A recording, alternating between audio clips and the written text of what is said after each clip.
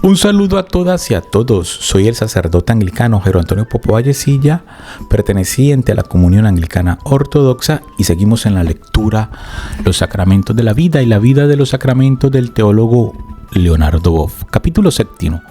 El sacramento del profesor de enseñanza primaria. Era casi un mito en las poblaciones del interior a donde todavía no habían llegado los grandes medios de comunicación con sus superhéroes. Se les consideraba un héroe, un sabio, un maestro, un consejero. Su palabra se convertía en sentencia. Su solución era un camino. ¿Quién era ese mortal? El señor Mansueto, profesor de enseñanza primaria de Planalto, Santa Catarina, villa de colonos italianos. Para los que lo conocimos y fuimos sus alumnos, representó el símbolo fundamental de los valores de la existencia, tales como el idealismo, la abnegación, la humildad, el amor al prójimo, la sabiduría de la vida. Los valores no se comunican en abstracto, sino proclamándolos o defendiéndolos, más en concreto, viviéndolos y refiriéndolos a personas que los encarnan con sus vidas. El señor Mansueto era una de estas apariciones. No sé si con el paso de los años la tendencia del espíritu es la de mitificar experiencias del pasado, pero en el caso de nuestro querido profesor de enseñanza primaria, el mito quizás sea la forma de conservar mejor la riqueza de su historia sencilla y concreta. En la villa, él sobresalía como sobresale el pino en medio de la maleza o de las campiñas de ganado onduladas y verdes. El señor Mansueto era fundamentalmente un idealista, formado en humanidades, con el rigor del seminario antiguo, en contabilidad, en derecho por correspondencia, en aquel tiempo había cosas semejantes, y en no sé cuántas cosas más.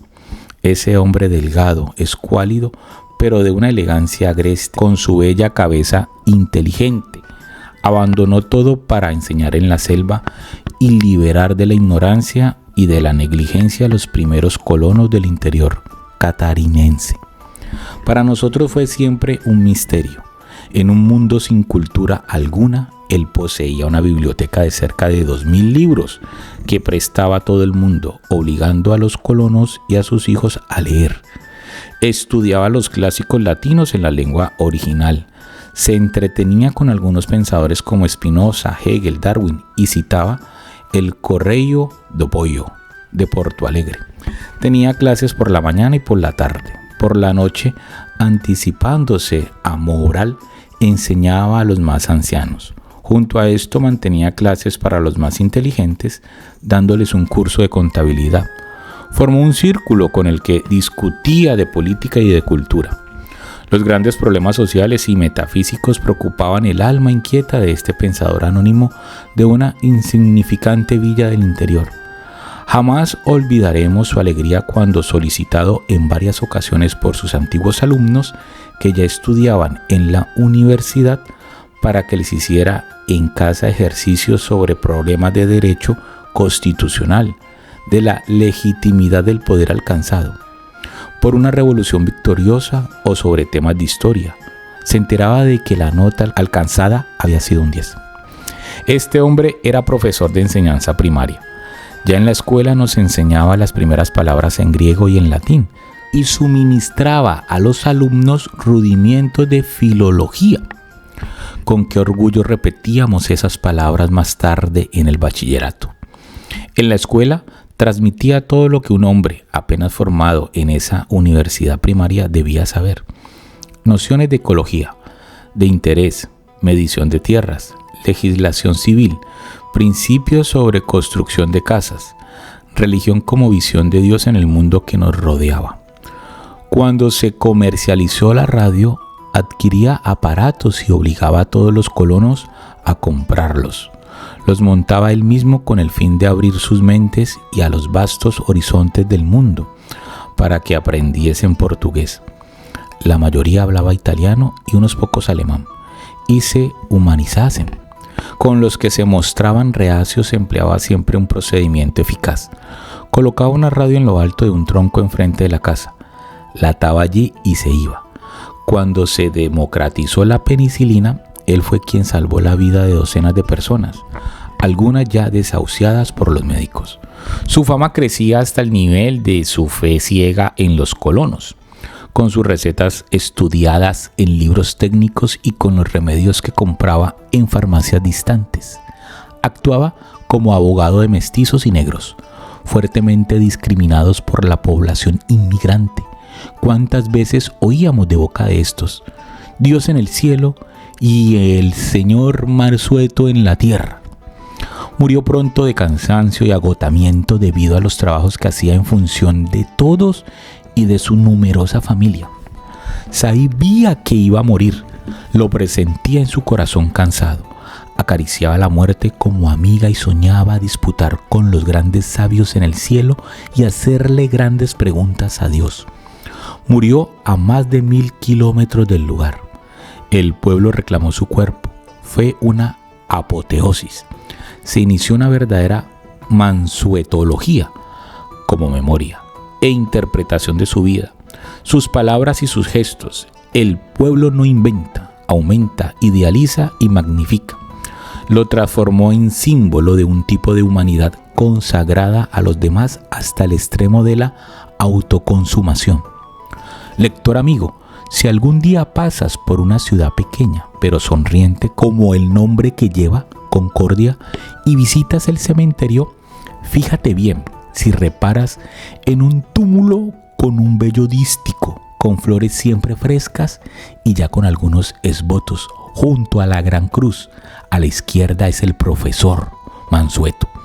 Él vive todavía en la memoria de aquellas gentes. Jesús de Nazaret, sacramento fontal de Dios. Para la iglesia primitiva, como para nosotros hoy, un sacramento casi no necesita ser un objeto del mundo como un tanque de beber, un trozo de pan o una vela de Navidad. Toda la historia, como hemos considerado, puede ser sacramento en cuanto que el sentido de los hechos es portador de un sentido radical llamado salvación o de un sinsentido que media un absurdo más profundo que es interpretado como perdición. Dentro de la historia emergen personas que capitalizan el sentido histórico, encarnan la liberación, la gracia, la bondad, la apertura sin límites al otro y al gran otro. Los padres daban a estas figuras históricas el nombre de sacramentos. Así, Abraham, Noé, David, Sara, Rebeca, Ana, María, entre otros, nosotros añadimos al señor Mansueto. En esta línea, Jesús de Nazaret, con su vida, sus gestos de bondad y su muerte valerosa y su resurrección, es llamado el sacramento por excelencia. En él, la historia de la salvación en cuanto a realización de sentido halló su culminación. Él fue el primero en llegar al término del largo proceso de hominización. Venció a la muerte e irrumpió en el misterio de Dios. En la medida en que encarna el plan salvífico de Dios, que es la unión radical de la criatura con el Creador, y muestra anticipadamente cuál es el destino de todos los hombres redimidos. Jesús de Nazaret se presenta como sacramento fontal de Dios. Si Dios es amor y perdón, siervo de toda criatura humana y simpatía graciosa para con todos los hombres, entonces Jesucristo incorporaba a Dios en nuestro medio, dada su inagotable capacidad de amor, de renuncia a toda voluntad de poder y de venganza y de identificación con los marginados del orden de este mundo. Era el sacramento vivo de Dios, que contenía, significaba y comunicaba la simpatía amorosa de Dios hacia todos. Los gestos, las acciones, las diversas fases de la vida de Cristo eran sacramentos concretizadores del misterio de Dios. Los santos padres hablaban de Mysteria et Sacramenta Carnis Christi. De él nos viene, como afirma San Juan, gracia sobre gracia. En él estaba simplemente la vida. Era la misma vida. Con Jesús de Nazaret apareció la benignidad y el amor humanitario de Dios nuestro Salvador. Él era la forma visible del Dios invisible, la irrupción epifánica de la divinidad en la diafanía de la carne visible y palpable. Quien me ve, ve también al Padre. Es el sentido en el que la gran tradición de la Iglesia hasta el Concilio Vaticano II llama a Cristo sacramento de Dios. El Señor Mansueto era sacramento de aquellos valores que Jesús de Nazaret vivió hasta su máxima radicalidad y encarnó en la más cristalina limpidez. 2. Jesucristo, el sacramento del encuentro.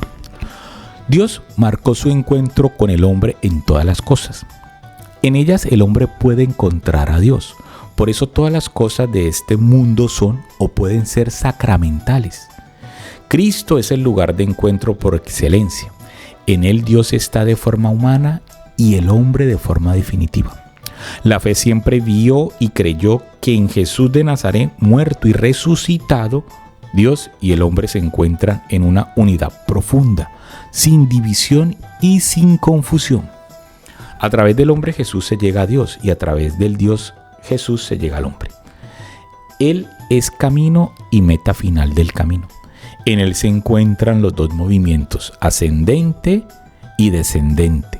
Por un lado es la expresión palpable del amor de Dios, movimiento descendente. Y por otro es la forma definitiva del amor del hombre, movimiento ascendente. Quien dialogaba con Cristo se encontraba con Dios. Cada vez que la memoria retorna al profesor Mansueto, ve algo más que el profesor Mansueto. Se ve el sacramento. Él visibilizaba e historificaba aquello que era mayor que él, la abnegación, el amor al prójimo, la dedicación extrema. Para quien vea todavía más lejos, él representaba aquel que fue la abnegación misma, el amor radical al prójimo y la dedicación exhaustiva, porque era sacramento. Mis hermanas y mis hermanos, terminamos la lectura de este capítulo número 7 del libro Los Sacramentos de la Vida y la Vida de los Sacramentos del teólogo brasilero Leonardo Boff. Y nos vemos en el siguiente video. Hasta pronto.